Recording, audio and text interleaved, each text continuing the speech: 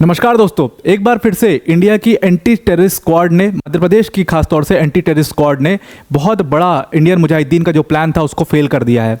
Indian Mujahideen बहुत बड़े operation plan कर रहे थे। इंडियन मुजाहिदीन का लोन वुल्फ, मतलब कि जो एकमात्र टेररिस्ट जो था उसमें फैज़ान शेख नाम था इस टेररिस्ट का।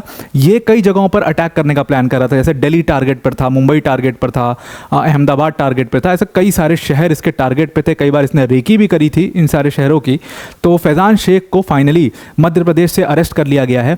अब अगर बात करें इंडियन मुजाहिदीन के फैज़ान शेख की, तो बेसिकली ये सारी चीज़ें जो कर रहा था, जो ये टेररिस्ट एक्टिविटीज़ कर रहा था, इसका कहना ये था कि 2006 में जो सिमी के कैडर के खिलाफ जो एक्शन लिया था एंटी टेररिस्ट स्क्वाड ने उस टाइम पर, और कई सारे सिमी ऑर्गेनाइजेशन के जो टेररिस्ट थे, जो जिनको मारा था, जिनको एलिमिनेट किया गया था हमारी फोर्सेस द्वारा, उनका ये बदला लेना चाह रहा था। तो ये करना क्या चाह रहा था कि जो उस फोर्सेस में जो पुलिस ऑफिसर्स थे उनकी फैमिलीज़ को टारगेट करना चाह रहा था, सिक्योरिटी फोर्सेस के मेंबर्स को टारगेट करना चाह रहा था, और या सिक्योरिटी फोर्सेस के जो बेस थे, जो कि मुंबई में प्रेजेंट हैं, जो दिल्ली में बेस था, जो कश्मीर के अंदर में, पठानकोट के अंदर में जो बेस था, उन सबको ये टारगेट करने की कोशिश कर रहा था। इसके पास से बड़ी मात्रा में एक्सप्लोसिव बरामद हुए हैं, बड़ी मात्रा में इसके पास एम्यूनिशंस थे, आर्म्स थे, तो काफ़ी आर्म्ड तरीके से। और पिछले 3 साल से ये इस चीज़ की प्रिपरेशन कर रहा था, और पिछले 3 साल में इसने 14 बार दिल्ली, मुंबई, पठानकोट और ऐसी जगहों की रेकी भी करी, और हमारी जो इंटेलिजेंस एजेंसीज़ हैं उनको इसकी भनक तक नहीं थी।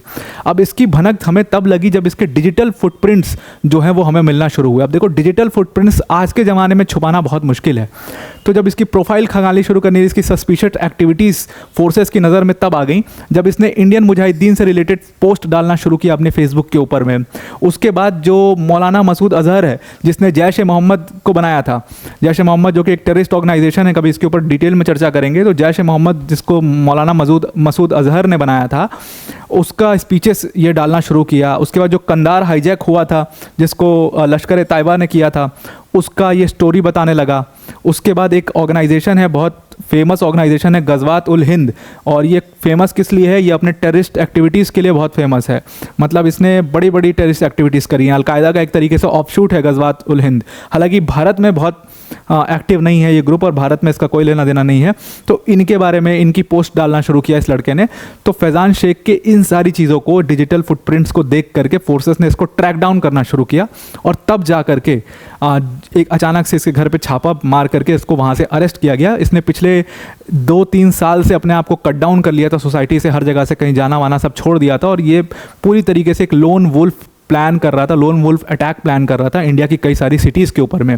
तो सिमी कैडर पर जो 2006 में हमारी इंडियन फोर्सेस ने क्रैकडाउन किया था, उसका ये बदला लेना चाह रहा था। अब आपको समझना पड़ेगा ये सिमी क्या है, उसके बाद आपको समझना पड़ेगा कि इंडियन मुजाहिदीन कैसे फॉर्म हुआ, और ये लड़का इंडियन मुजाहिदीन से कैसे एसोसिएटेड है। तो इन ऑर्गेनाइजेशन के बारे में समझना बहुत ज़रूरी है, क्योंकि ये ऑर्गेनाइजेशन सबसे खतरनाक ऑर्गेनाइजेशंस हैं भारत के अंदर, और ये वो ऑर्गेनाइजेशंस हैं खास तौर से टेररिज्म की, जो बनी भारत में है और जिन्होंने काम भी सारा भारत के अंदर में किया। क्योंकि आप लश्कर तैयबा का नाम सुनते हो, आप जैश ए मोहम्मद का नाम सुनते हो, ठीक है, आप हिजबुल मुजाहिदीन का नाम सुनते हो, मतलब ये सारी ऑर्गेनाइजेशन ऐसी हैं जो बाहर से फॉर्म हुई है, जहाँ पर पाकिस्तान के जो आतंकवादी हैं वो करके भारत में अटैक करते हैं, या बाहर बैठ करके लोग फंडिंग करते हैं और भारत में काम करवाते हैं अपना। लेकिन सिमी एक ऐसी टेररिस्ट ऑर्गेनाइजेशन है जो कि भारत में जिसका फॉर्मेशन हुआ था। अगर आप सिमी का फॉर्मेशन देखोगे एज एन ऑर्गेनाइजेशन, तो 1977 में हुआ था। एक जो इसका पेरेंट ऑर्गेनाइजेशन था वो था जमात ए हिंद। अब ये जमात ए हिंद जो था, ये एक तरीके से मुस्लिम ऑर्गेनाइजेशन थी जो कि मुस्लिम राइट्स के बारे में बात करती थी। उसी का एक ऑफशूट था सिमी, जिसको 1977 में बनाया गया था। अब इसको 1977 में एक स्टूडेंट विंग की तरह बनाया गया था। जैसे आज हम देखते हैं ना कि कई सारी हमारी बड़ी पार्टीज हैं, उनका स्टूडेंट विंग काम करता है। जैसे भारतीय जनता पार्टी को आप देखते हो, उसका एबीवीपी है। जैसे आप कांग्रेस का देखते हो, उसका एक स्टूडेंट विंग है। आम आदमी पार्टी का एक स्टूडेंट, ऐसे ही सबका एक अपना स्टूडेंट विंग जैसे होता है। तो वैसे ही जमात ए हिंद एक ऑर्गेनाइजेशन था जो मुस्लिम राइट्स की बात करता था, उसी का एक ऑफशूट था ये सिमी बनाया गया था 1977 में। एक यूएस के प्रोफेसर था, वहाँ से वो पढ़ के आया था इंडिया में, और उसने इसको बनाया था। महमूदुल्लाह नाम था उस प्रोफेसर का, और अलीगढ़ मुस्लिम यूनिवर्सिटी की पॉलिटिक्स से सिमी ने अपनी शुरुआत करी थी। तो महमूदुल्लाह का आइडिया जो था सिमी का, वो ये आइडिया था। अब इस पूरे ऑर्गेनाइजेशन का आइडियोलॉजी अगर आप देखोगे तो वो एक मौलाना थे, मौलाना मौदूदी, मौलाना मौदूदी की बात करें अगर, तो आप देख लो मौलाना मौदूदी ये हैं। अब मौलाना मौदूदी कौन है? ये एक इस्लामिस्ट स्कॉलर है जो कि ब्रिटेन में बहुत एक्टिव हुआ करता था और इसका आइडिया ऑफ नेशनलिज्म बहुत डिफरेंट था। ये स्कॉलर मौलाना मौदूदी कहता था कि जो नेशनलिज्म है वो बहुत अन इस्लामिक है नेचर में। क्यों अन इस्लामिक है? इसका कहना ये था कि इस्लाम से ऊपर कुछ भी नहीं हो सकता। अगर आप किसी देश में रहते हो तो आपकी देशभक्ति से ज़्यादा ऊपर आपका रिलीजन होना चाहिए और रिलीजन सबसे ऊपर होना चाहिए। तो नेशनलिज्म जो है वो अन इस्लामिक इन नेचर है, बिकॉज आपके लिए जिस देश में आप रहते हो, अगर आप नेशनलिस्ट हो, मतलब आप अगर नेशनलिज्म आपकी भावना आपके लिए सबसे ज़्यादा प्रिय है, तो फिर आप अन इस्लामिक वो चीज़ एक्टिविटी कर रहे हो। तो इसका ये आइडिया थॉट प्रोसेस था और इसी के थॉट प्रोसेस को एकदम कॉपी पेस्ट किया था सिमी एज एन ऑर्गेनाइजेशन ने। तो थॉट प्रोसेस तो आप समझ ही गए हो, लेकिन जब ये ऑर्गेनाइजेशन बनी थी तो इनका आइडिया टेररिज्म नहीं था। इनका आइडिया तो आप समझ ही गए हो मौलाना मौदूदी की आइडियाज़ से, उससे मेल जोल खाता हुआ आइडिया था। लेकिन इनका टारगेट ये था कि हम मेन स्ट्रीम पॉलिटिक्स में रह करके, स्टूडेंट पॉलिटिक्स से मेन स्ट्रीम पॉलिटिक्स में जा करके, हम मेन स्ट्रीम पॉलिटिक्स में रह करके और जो हमारा ऑफशूट है जमात हिंद, उसके थ्रू हम एक्टिविस्ट तरीके से काम करके और मुस्लिम राइट्स के बारे में बात करके और धीरे धीरे धीरे धीरे हम इसको टर्न करेंगे एक इस्लामिक नेशन में। अगर आप सिमी का पूरा वो जो लोगो है वो भी देखोगे तो वो भी कुछ वैसा ही लोगो है। भटकल ब्रदर्स में मैं यासीन भटकल और इकबाल भटकल की बात कर रहा हूँ। इकबाल भटकल ने उसके बाद जब सिमी बहुत कमज़ोर हो गया तो सिमी से निकल करके सिमी का ही एक ऑफशूट बनाया इंडियन मुजाहिदीन। और इंडियन मुजाहिदीन का जो गढ़ था वो उत्तर प्रदेश था, ख़ास तौर से उत्तर प्रदेश और मध्य प्रदेश आप मान लो। तो उसने इंडियन मुजाहिदीन बनाया और इंडियन मुजाहिदीन ने उसके बाद कितने बड़े बड़े अटैक्स किए। आप देखिए 2005 Delhi bombing, 2006 Mumbai train bombing, 2006 2007 Hyderabad bombing, 2007 Uttar Pradesh, मतलब इन सब में भटकल्स का हाथ था। हालांकि इंडियन मुजाहिदीन जो है वो 2007 उत्तर प्रदेश बॉम्बिंग से पहली बार नज़र में आया था। उत्तर प्रदेश बॉम्बिंग में कहाँ पर इन्होंने की था? एक लखनऊ के कोर्ट में की थी बॉम्बिंग, गोरखपुर में एक बॉम्बिंग करी थी, वाराणसी में एक प्रेशर कुकर में एक बॉम्बिंग हुई थी। उन सब में इंडियन मुजाहिदीन का हाथ था। उसके बाद जयपुर बॉम्बिंग 2008, दिल्ली में, फिर बेंगलोर में, फिर अहमदाबाद में, मतलब ऐसे बहुत सारी बड़ी बड़ी घटनाएं इन्होंने इंडियन मुजाहिदीन के बैनर तले इन्होंने करी। और इसमें सबसे मेन हाथ जो था, जो फाउंडिंग मेंबर था इसका इंडियन मुजाहिदीन का, वो था इकबाल भटकल और इसका भाई। अब हुआ क्या कि जब 2007 में इन्होंने बड़ी इसको ऑर्गेनाइजेशन को फाउंड किया, चलाने लगे, बड़ी बड़ी घटनाएं कर दी 2007 से 2008 में, आप देखो कितनी सारी।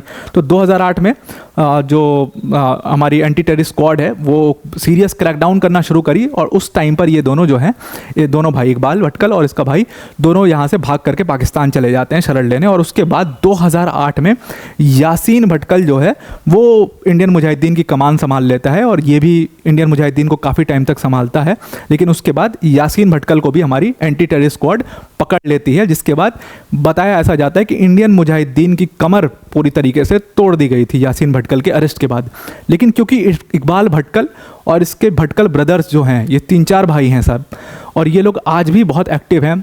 अभी दुबई में हैं कहते हैं ऐसा, कुछ लोग बोलते हैं कतर में हैं, कुछ इन्फॉर्मेशन आती है कि पाकिस्तान में ही हैं। वहाँ से लगातार टेरर फंडिंग करते रहते हैं। और वेस्ट बंगाल अब इनका नेक्स्ट सबसे बड़ा गढ़ है, जो मैं अभी कुछ दिनों पहले वेस्ट बंगाल की वीडियो में आपको बता भी रहा था कि इंडियन मुजाहिदीन का बहुत बड़ा गढ़ है वेस्ट बंगाल। और इंडियन मुजाहिदीन जो है वो सिमी से भी एक कदम आगे निकल गया यासीन भटकल के अंदर में। यासीन भटकल को पैसे मिलते थे अपने भाइयों से पाकिस्तान से, और यासीन भटकल यहाँ पर लड़कों को ले जा करके कश्मीर में अलग अलग ऑर्गेनाइजेशन जैसे एलईटी के टेररिस्ट के साथ में, या जैश ए मोहम्मद के टेररिस्ट के साथ में, या हिजबुल मुजाहिदीन के टेररिस्ट के साथ में ट्रेन करवाता था। और वो ट्रेन करवा के लाता था उन लड़कों को और बड़ी बड़ी घटनाएं करवाता था पूरे इंडिया के अंदर में। तो उस तरीके से इसने इंडियन मुजाहिदीन को डेवलप किया था। लेकिन इसके अरेस्ट के बाद कहा जाता है कि उसकी कमर टूट गई। लेकिन आज भी जैसे फैज़ान शेख जैसे जो लड़के आपको अरेस्ट होते दिख रहे हैं, इन सबों को जो पूरी सपोर्ट मिलता है, जो पूरा पैसा मिलता है, वो भटकल ब्रदर्स जो आज भी बाहर बैठे हैं, खुलेआम घूम रहे हैं, उनसे मिलता है। तो ये एंटी टेररिस्ट स्क्वाड ने जो फैज़ान शेख को अरेस्ट किया है, ये एक बहुत बड़ा सक्सेसफुल अरेस्ट है। आप मानिए इस चीज़ को, क्योंकि ये लोन वुल्फ अटैकर्स जो होते हैं ये ज़्यादा खतरनाक होते हैं। बड़े ग्रुप्स में, बड़े बैनर के तले जब आप कोई अटैक करते हो तो आप सिक्योरिटीज़ की नज़र में आ जाते हो। लेकिन ये लोन वुल्फ अटैक जो है ये बहुत ज़्यादा चुपचाप करने वाला अटैक होता है और इससे काफ़ी ज़्यादा नुकसान हो जाता है। जैसे उत्तर प्रदेश में जो बॉम्बिंग्स हुई थी कोर्ट के अंदर में, लखनऊ कोर्ट में जो बॉम्बिंग हुई, जो बनारस में प्रेशर कुकर बॉम्बिंग हुई, उसमें कोई किसी बड़ी ऑर्गेनाइजेशन का हाथ नहीं था। उस समय तो भटकल्स के पास भी पैसा नहीं था, तो इसीलिए इन्होंने प्रेशर कुकर में बॉम्बिंग करी और इन सब जगहों से, और उससे बहुत बड़ा नुकसान हुआ था। कई सारे लोगों, इसमें 11 लोगों की डेथ हुई थी। तो बहुत बड़े बड़े अटैक ऐसे इन्होंने करे। फिर दिल्ली में बॉम्ब ब्लास्ट किया था इन्होंने।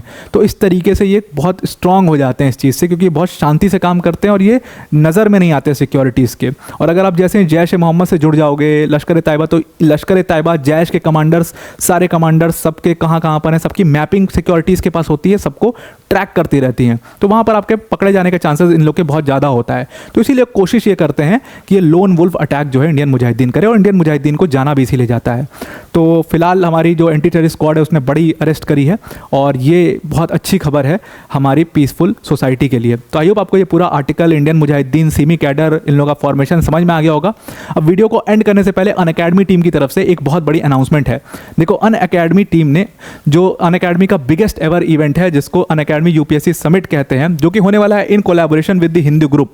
ये जो इवेंट है ये 20 और 21 जुलाई को लाइव होगा, और इसमें कई बड़े बड़े जो इंटेलेक्चुअल्स हैं, कई बड़ी बड़ी पर्सनैलिटीज़ हैं, वो यहाँ पर प्रेजेंट होंगी। जैसे नीतीश राजपूत जी दिख रहे हैं आपको, सुहासिनी हैदर जी जो कि डिप्लोमेटिक अफेयर्स की एडिटर हैं, उसके बाद समदीश भाटिया जी, ये सारे लोग प्रेजेंट होंगे। काफ़ी इंसाइटफुल सेशन होने वाला है, इसको आप ज़रूर से ज्वाइन करिए। अनअकैडमी ऐप पर लाइव होगा, और अनअकैडमी ऐप पर लाइव जो होना है उसकी लिंक हमने डिस्क्रिप्शन में डाल दी है, उसको आप क्लिक करके नोटिफाई मी पर ज़रूर से क्लिक कर दीजिएगा। अब वीडियो में एंड करते करते एक और बहुत इंपॉर्टेंट अनाउंसमेंट है अनअकैडमी टीम की तरफ से, कि अगर आप यूपीएससी सीएससी 2025 का एग्जाम देना चाहते हैं तो अनअकैडमी ने अब आपके लिए राहें और आसान कर दी हैं। जिस यूपीएससी सीएससी के प्रिपरेशन के लिए आपको 1 लाख, 1.5 लाख, 2 लाख तक रुपए खर्च करने पड़ते थे, अब उसकी कोर्स फीस को बिगेस्ट एवर प्राइस ड्रॉप करके सिर्फ और सिर्फ अनअकैडमी ने 24,999 का कर दिया है। मतलब इस फीस में आपका जीएस, सीसैट, टेस्ट सीरीज सब कुछ कवर होगा। मृणाल सर, प्रतीक सर, सुदर्शन सर जैसी टॉप क्लास की फैकल्टीज आपको यहाँ पर पढ़ा रही होंगी। तो इस बैच को अगर आप डिस्काउंटेड प्राइस पर ज्वाइन करना चाहते हो तो डिस्क्रिप्शन में एक लिंक दिया हुआ है, उस लिंक पर आप क्लिक करना, और जहाँ पर यूज़ कोड का ऑप्शन आएगा वहाँ पर आप APYT10 यूज़ करना, तो आप इस कोर्स को अवेल कर पाओगे। तो आई होप आपको ये पूरा आर्टिकल समझ में आ गया होगा। आज के लिए इतना ही। Thank you and have a nice day.